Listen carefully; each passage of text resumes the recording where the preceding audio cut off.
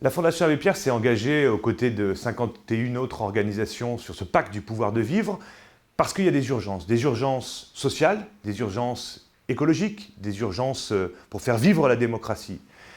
On ne peut plus voir les choses de manière séparée. Par exemple, les difficultés écologiques que nous rencontrons dans notre pays, mais c'est vrai aussi à l'échelle du monde, pénalisent plus fortement les plus fragiles. Et puis on voit les inégalités qui se creusent, on voit aussi une défiance à l'égard des responsables politiques. Et nous avons, nous, ces organisations, une connaissance à la fois des personnes qui souffrent, des difficultés qui peuvent se rencontrer sur le terrain, mais aussi de ce qui marche, des propositions à faire. Avec ce pacte, l'idée c'est d'être force de proposition, d'être aussi contre-pouvoir politique, constructif, au niveau local comme au niveau national.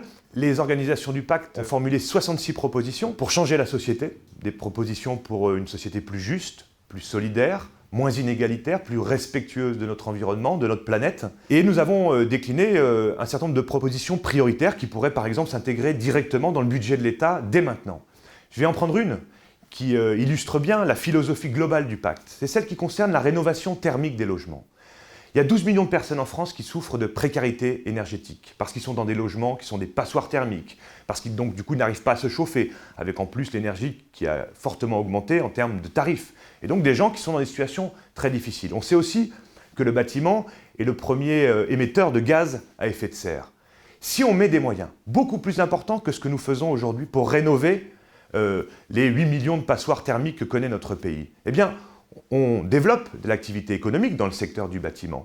On va redonner du pouvoir d'achat aux ménages parce qu'on va faire baisser la facture de chauffage et ça ne sera pas du tout négligeable et on aura davantage préservé notre planète parce qu'on aura réduit nos émissions de gaz à effet de serre. Voilà un exemple de proposition qui ressemble vraiment à la philosophie que les organisations du pacte veulent faire partager à la société aujourd'hui.